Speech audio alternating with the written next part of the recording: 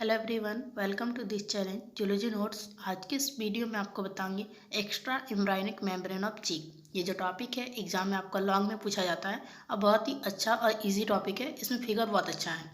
क्या होता है extra embryonic membrane of chick? First introduction. Chick belongs to the class of Aves. जो chick जो है वो क्लास एब्स में आते हैं। इन चीक द सेक्सेस आर सेपरेट। और चीक में जो है सेक्सेस जो होते हैं वो सेपरेट होते हैं, अलग अलग होते हैं। There is a sexual dimorphism. इसमें सेक्सुअल डायमॉर्फिज्म होता है, मतलब कि ये जो होता है एक ही स्पेसिस के मेल और फीमेल के बीच एक एक तरह का अंतर होता है, एक तरह का डिफरेंस मौजूद रहता है, जैसे कि रंग में, उसका साइज में या फिर उसका स्ट्रक्चर में। इसी को सेक्सुअल डायमॉर्फिज्म कहा जाता है। The male bird is the cock. जो मेल बर्ड जो होता है वो कॉक होता है। It has a pair of testis. उसमें टेस्टिस के जोड़े पाए जाते हैं। The female bird is the hen and it has only one ovary located on the left side. और जो फीमेल बर्ड जो होती है उन्हें हैन कहा जाता है और इसमें एक ही ओवरी पाया जाता है जो कि मौजूद रहता है उनके बॉडी के लेफ्ट साइड में। The Hahn is oviparous and it lay eggs. और हैन जो होती है वो ओविपोरस होती है, मतलब वो अंडा देती है। Fertilisation is internal. फर्टिलाइजेशन जो होगा वो इंटरनल होता है, मतलब फीमेल बॉडी के अंदर में फर्टिलाइजेशन होता है। Development of fetal membrane in chick. इसको डेवलपमेंट ऑफ फीटल मेम्ब्रेन भी बोल सकते हैं या फिर एक्स्ट्रा एम्ब्रायोनिक मेम्ब्रेन भी बोल सकते हैं। The embryos are covered and protected by a set of membrane called foetal membrane. बोला जा रहा है ये जो फीटल मेम्ब्रेन जो होता है एक तरीके से एक समूह द्वारा ढका और सुरक्षित रहता है, प्रोटेक्टेड रहता है, जिसको फीटल मेम्ब्रेन कहा जाता है। मतलब इसका जो एम्ब्रायो जो होता है ये कवर्ड होता है और मतलब घिरा हुआ रहता है एक तरह का मेम्ब्रेन का सेट से, जिसको फीटल मेम्ब्रेन कहा जाता है। These membrane are developed from the tissue laying outside the embryo। ये जो है एक टिश्यू, मतलब एम्ब्रायो के बाहर के टिश्यू से ये डेवलप्ड होता है, ये इस तरह का membrane. Hence they are also called extra embryonic membrane, जिस वजह से इसको एक्स्ट्रा एम्ब्रायोनिक मेम्ब्रेन भी कहा जाता है। The main function of the fetal membrane are to provide protection, nutrition, respiration and excretion to the embryo। इसका इम्पॉर्टेंट काम है कि ये एम्ब्रायो को प्रोवाइड कर सके, दे सके प्रोटेक्शन, न्यूट्रिशन, रेस्पिरेशन और एक्सक्रेशन।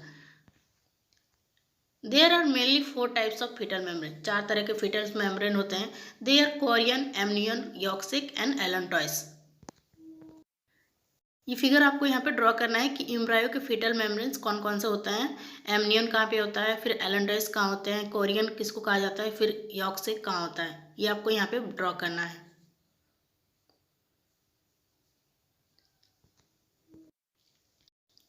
पहला है chorion. Chorion is a fetal membrane और extra embryonic membrane. It is also called serosa. Chorion जो है फीटल मेम्ब्रेन होता है या फिर ये एक्स्ट्रा एम्ब्रायोनिक मेम्ब्रेन होता है और इसका दूसरा नाम है serosa. It surround the entire embryo and lies outside. It lies close to the shell. ये जो है ये पूरे एम्ब्रायो को घेर के रखता है और बाहर रहता है, और ये इसके जो खोल के जो ये निकट स्थित होता है, मतलब ये क्या होता है, ये सेल के सामने ये मौजूद रहता है। It is made of 2 layers, namely an outer ectoderm and inner somatic mesoderm। ये 2 लेयर का 2 परत का बना हुआ होता है। पहला होता है आउटर एक्टोडर्म से और दूसरा इनर की तरफ होता है सोमेटिक मेसोडर्म से। ये 2 लेयर से ये बना हुआ होता है। Korean rupture at the time of hatching. Korean जो है वो रप्चर करता है, टूटता है हैचिंग के टाइम पर। It does 2 function, namely respiration and protection. ये 2 काम करता है, या ये तो हेल्प करता है रेस्पिरेशन में, सांस लेने में, और प्रोटेक्शन ये बचाव का भी काम करता है। ये फिगर आपको ड्रॉ करना है। याद रखिएगा एग्जाम में आपको हर मतलब जितने भी फिगर है आपको ड्रॉ करना है। आप पॉइंट कम लिख सकते हैं अगर आपके पास टाइम कम हो तो, लेकिन फिगर जरूर ड्रॉ कीजिएगा। उसके बाद है एमनियन। दूसरा है amnion. Amnion is a foetal membrane और एक्स्ट्रा एम्ब्रायोनिक मेम्ब्रेन। एमनियन जो होता है वो फीटल मेम्ब्रेन होता है या फिर बोल सकते हैं एक्स्ट्रा एम्ब्रायोनिक मेम्ब्रेन होता है। The animals developing an amnion are called amniota. वैसे एनिमल जो डेवलप करते हैं, डेवलप्ड होते हैं एमनियन से, उसको कहा जाता है एमनियोटा, जैसे कि रेप्टाइल्स, बर्ड और mammals. The animal which do not develop an amnion are called एनामिनियोटा।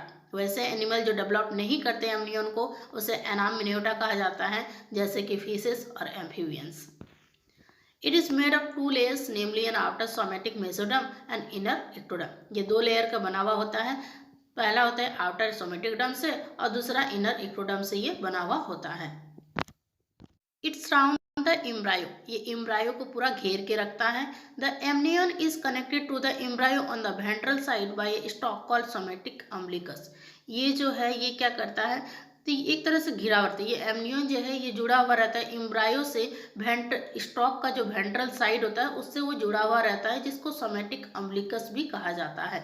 It prevent the adhesion of the embryo to the shell, ये सेल के एम्ब्रायो का एडहेशन को ये रोकता है। इट हेल्प इन रेस्पिरेशन, ये रेस्पिरेशन में ये हेल्प करता है। ये फिगर को आपको यहाँ पे ड्रॉ करना है एमनियन का। Yolk sac is a fetal और extra embryonic membrane. Yolk sac fetal और एक्स्ट्रा एम्ब्रायनिक मेम्ब्रेन होता है। Yolk sac encloses the yolk, मतलब यॉर्क सैक जो होता है ये यॉर्क को घेर के रखता है या फिर घेरता है। It is made of an inner endoderm and outer splanchnic mesoderm. ये जो है ये दो लेयर का बना हुआ होता है, जैसे बोल सकते हैं इनर इंडोडम और आउटर स्प्लैंचेनिक मेसोडम से ये बना हुआ होता है। इट डेवलप फ्रॉम स्प्लैंचोक्लियोर, ये जो है ये डेवलप होते हैं स्प्लैंचोक्लियोर से। It is attach to the mid gut by a narrow stalk, ये जो है ये अटैच होते हैं, जुड़े हुए होते हैं मिड गट से नैरो स्टोक के द्वारा। It opens into the midgut by an yolk duct, ये midgut में खुलता है yolk duct के द्वारा। The yolk sac provide nutrition for the embryo, और yolk sac का काम है कि embryo को पोषण देने का ये काम करता है। उसके बाद yolk sac में ये फिगर आपको ड्रॉ करना है।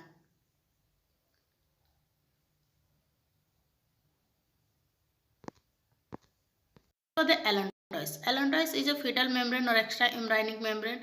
allantois भी fetal membrane होता है या फिर बोल सकते हैं extra embryonic membrane होता है। It is made of an inner endoderm and outer splanchnic mesoderm, ये दो लेयर का बना हुआ होता है। पहला तो ये अंदर से इंडोडर्म से बना हुआ होता है और दूसरा बाहर से स्प्लैंचनिक मेसोडर्म का बना हुआ होता है। It develop from splanchoplier, ये विकसित होते हैं स्प्लैंचोप्लियर से। It is attached to the hind gut by a narrow stalk called allantoic stalk, ये जो है ये जुड़ा हुआ रहता है हाइंड गट से। किसके द्वारा, तो नैरो स्टॉक के द्वारा ये हाइंड गट से जुड़े हुआ रहता है, जिसको एलेंट्रॉइक स्टॉक कहा जाता है। It help in respiration and excretion, ये हेल्प करता है रेस्पिरेशन में और एक्सक्रीशन में। उसके बाद आपको एलेंट्रॉइस का ये फिगर ड्रॉ कर देना है।